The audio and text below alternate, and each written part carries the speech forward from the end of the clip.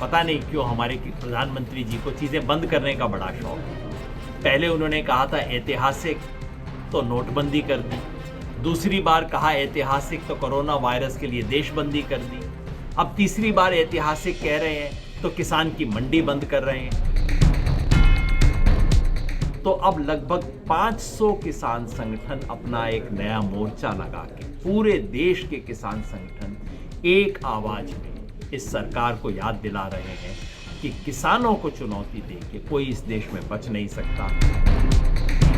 हरियाणा के कोई मंत्री, कोई नेता, कोई अधिकारी, कोई आईएएस अफसर, कोई इकोनॉमिस्ट आ जाए, कहीं बहस करने को तैयार हो, मंच खुला हो, माइक खुला हो, म्यूट ना किया जाए, बहस हो, मैं कबूल करता हूं। आप यहां यमुनानगर में ऑर्गेनाइज कीजिए, मैं आऊंगा। आज पूरे देश में सरकार के जो 3 किसान विरोधी कानून हैं, उनके खिलाफ एक अभूतपूर्व आंदोलन हो रहा है। पंजाब का आंदोलन सबको दिखाई दे रहा है, लेकिन उसके बाहर पूरे देश में जगह जगह पे आंदोलन हो रहे हैं। हरियाणा में 5 तारीख को लगभग हर जिलों के अंदर सड़क जाम किया गया। उसके अगले कदम के रूप में 9 तारीख को 9 नवंबर को करनाल में सीएम सिटी में जाके मुख्यमंत्री के घर के बाहर किसान दस्तक देंगे, चेतावनी देंगे। और ये सारे कार्यक्रम 26-27 नवंबर को दिल्ली चलो की कॉल के साथ पूरे होंगे।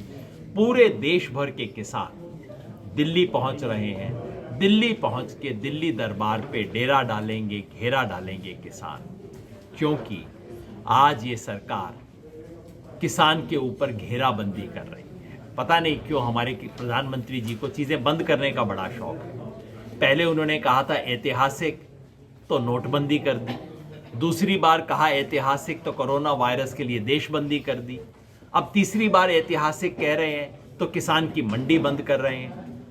तरह तरह से किसान के ऊपर बंदिश लगाई जा रही है। मंडी बंद, एमएसपी धीरे धीरे बंद हो जाएगी, किसान को कॉन्ट्रैक्ट से उसकी किस्मत बंद, बिजली का जो सस्ती बिजली किसान को मिलती है उसे बंद करने का कानून, और अब जो लेटेस्ट है पराली के नाम पर किसान को 5 साल के लिए जेल बंद, 1 करोड़ रुपए का जुर्माना।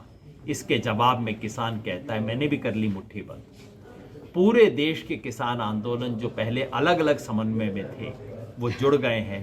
250 किसान संगठनों का अखिल भारतीय किसान संघर्ष समन्वय समिति ने आंदोलन शुरू किया है।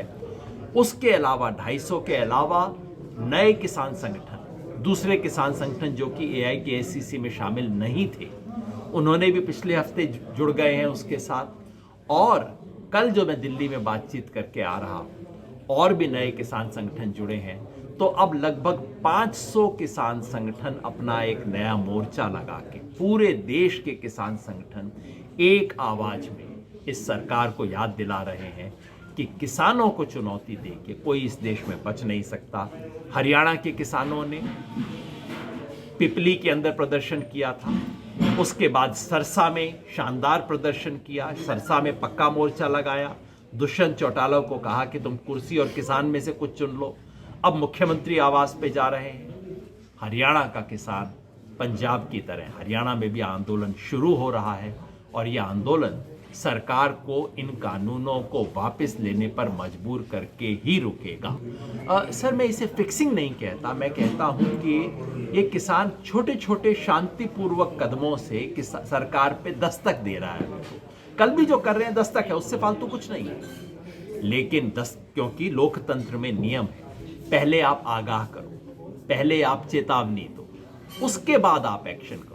तो 26 तारीख को जो होगा वो किसानों का असली एक्शन होगा। सरकार कहती है कि हमने तो कानून पास कर दिए, अब क्या हो सकता है। हम कहते हैं जैसे आपने संसद में पास किए, पूरे देश ने देखा किस तरीके से पास किए, जैसे आपने संसद में पास किए हम उसको सड़कों पे फेल कर देंगे। और अगर इस देश का किसान जाग जाता है, मैं आपको बताना चाहता हूं, पिछले महीने की 25 सितंबर को जब भारत बंद हुआ था किसानों का, खबर आई यहाँ पे सिर्फ पंजाब और हरियाणा की, लेकिन तब कर्नाटका में किसानों ने एक नहीं 2 दिन के लिए पूरा कर्नाटका बंद रखा।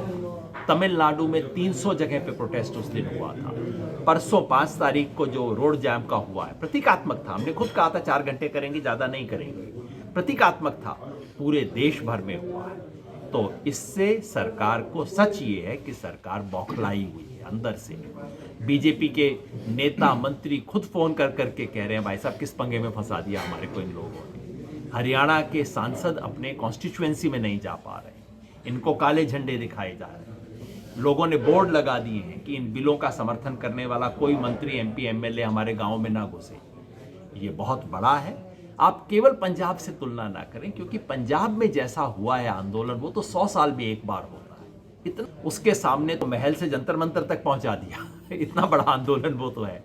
तो केवल पंजाब से तुलना ना करें, लेकिन जो बाकी जगह हो रहा है वो कोई छोटा नहीं है। और आप देखेंगे जब इसकी कलेक्टिव स्ट्रेंथ आप 26 तारीख को दिल्ली में देखेंगे, तब आप समझेंगे कि कितना बड़ा आंदोलन किसानों का है।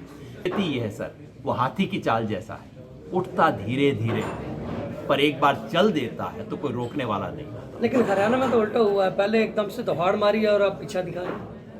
नहीं, आप शायद पिपली की बात कर रहे हैं। पिपली भी हो, सिरसा भी हो, लेकिन उसके बाद जितने आंदोलन हुए हैं आप देख लीजिए उनमें कैसे रहे किसान। आंदोलन का चरित्र यही होता है, एक जगह पे विस्फोट होता है, फिर वो धीरे धीरे दूसरों में फैलता है। अभी दक्षिण हरियाणा जो है वो काफी पीछे रहा है इन सब चीजों में। मैं तो वहां से दक्षिण हरियाणा से हूँ।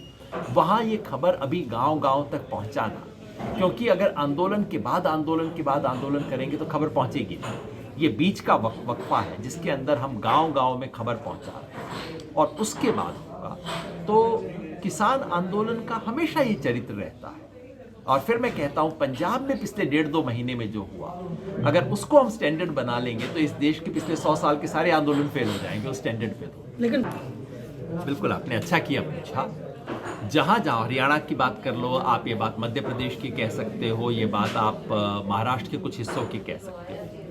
किसान जहाँ प्रोटेस्ट नहीं कर रहा, इसका मतलब ये नहीं कि बिलों से सहमत है। पहली बात तो कि उसको पता नहीं है कि बिल क्या है। दूसरी बात, पता भी है तो वो इस वक्त अपनी कटाई बिजाई के अंदर बिजी है। बहुत खराब सीजन है किसान के लिए, कुछ भी करने का। अब से 1 महीने बाद सिचुएशन ईज करेगी, लेकिन किसान को अभी बहुत जगह पे सूचना भी नहीं है कि ऐसे कोई कानून आए हैं, इन कानूनों का मेरी ज़िंदगी पर क्या असर पड़ेगा। लेकिन जैसे जैसे खबर फैल रही है, ये बहुत नेगेटिव जा रहा है। अभी एक सर्वे आया था गांव कनेक्ट का, जो गांव की एक पूरा ऑर्गेनाइजेशन है गांव को ट्रैक करने का, जो बताता है कि जिस जिस किसान को पता है इस बिल के बारे में, वहाँ बड़ी तादाद में वो इसके विरोध में खड़े हैं। जिसे पता ही नहीं है वो कह रहा है हाँ कुछ अच्छा ही होगा, टीवी पे बोल रहे हैं कुछ अच्छा हुआ है। वो फर्क हो रहा है। विरोध होगा। आप इस प्रेस कॉन्फ्रेंस में मुझे एक किसान संगठन का नाम बता दो जिसके पास जो कोई एक रैली कर सकता हो जमीन पे। कृपया मुझे देश के उस एक किसान संगठन का नाम बताएं जो कि सरकार के साथ इन 3 कानून पे है और उसने स्टेटमेंट दे के कहा है कि ये कानून गलत है। उसने स्टेटमेंट दे के कहा है कि ये कानूनों को सेलेक्ट कमेटी में भेजा जाना चाहिए था, उसको पास नहीं किया जाना चाहिए था। तो जब आ रहे हो, बिल्कुल मैं गारंटी से कहता हूँ, उसके लोगों ने मोहन भागवत का बयान आने के बाद भी उन्होंने कहा कि हम इन कानूनों के खिलाफ। जब आरएसएस खिलाफ है, कौन इसके समर्थन है? योगेंद्र जी, जिस प्रकार से सरकार में एक कैबिनेट मंत्री है, वो ये कहते हैं कि जो बिल का विरोध कर रहे हैं, खुला चैलेंज है, एक मंच पे आ जाए, हम उनको बताएंगे हमारा कानून जो है वो सही है। अगर एक भी साबित कर देंगे मैं यमुनानगर के आप सब पत्रकारों के सामने उनकी चैलेंज कबूल करता हूं। कोई जो वो मंच बताए, जो जगह बताए, वहां जाके मैं किसी से भी बहस करने को तैयार हूं। जो बड़े बड़े अर्थशास्त्री जिन्होंने लेख लिखे थे, उनके बारे में हम उन पे लेख लिखे, वो लोग पीछे हटे हैं। हरियाणा के कोई मंत्री, कोई नेता, कोई अधिकारी, कोई आईएएस अफसर, कोई इकोनॉमिस्ट आ जाएं, कहीं बहस करने को तैयार हो, मंच खुला हो, माइक खुला हो, म्यूट ना किया जाए, बहस हो, मैं कबूल करता हूं। आप यहाँ यमुनानगर में ऑर्गेनाइज कीजिए, मैं आपको। हाल ही पे अभी मुख्यमंत्री ने बयान दिया था कि अगर एमएसपी नहीं मिलता किसान को तो मैं राजनीति छोड़ दूंगा, तो उसको लेकर आपकी क्या प्रतिक्रिया है? उन्हें राजनीति छोड़ देनी चाहिए। क्योंकि मैं आपको हरियाणा में इतनी जगह दिखा देता हूं जहां एमएसपी नहीं मिल रहा है। ये तो हरियाणा की बात है। पहली बात, हरियाणा में अभी धान के बारे में, धान की फसल पे सरकार ने कहा एमएसपी देंगे। फिर हुआ कि बासमती की कुछ वैरायटी हैं जो उस पे से सस्ते में बिक रही थी, 1509, और दूसरी इससे सस्ते में बिक रही थी। सरकार ने घोषणा कर दी कि हम उसको खरीदेंगे। अब आप मुझे बता दीजिए, हरियाणा की कितनी मंडी में 1509 जो वैरायटी है उस पे एमएसपी मिल रहा है? कम से कम मैंने जब चेक किया था तब तो नहीं मिल रहा था। दूसरा, क्या बाजरा की फसल पूरी एमएसपी पे बिकी है? सरकार की लिमिट, मैं आपको टेक्निकल बातें बता रहा हूं सरकार की, ये जो बड़े बड़े दावे करते हैं। सरकार 364 दिन कहती है अधिक अन्न उपजाओ। जब किसान बेचने जाता है तो सरकार कहती है अगर 1 एकड़ में 8 क्विंटल से ज्यादा बाजरा उपजाया तो हम नहीं खरीदेंगे। क्यों भाई, सजा है? 12 क्विंटल उपजाते हैं। मेरे इलाके के अंदर, सूखे इलाके में बाजरा बहुत अच्छा हो जाता है, जैसे 40 मन पैदा किया, और सरकार कहती है 8 क्विंटल पे लिमिट है हमारी। तो जो 8 क्विंटल से फालतू करता है उसका एमएसपी पे मिल रहा है। ये तो सरकार के नियम के हिसाब से नहीं मिल सकता, मैं तो कानूनी बात बता रहा हूं। तो अगर मुख्यमंत्री अपनी बात पे सच्चे हैं तो मुख्यमंत्री जी को पद से त्याग देना चाहिए। कष्ट तो बहुत होगा, लेकिन सच्चाई के लिए तो इंसान को कोई भी कीमत अदा करनी चाहिए, कर देना चाहिए।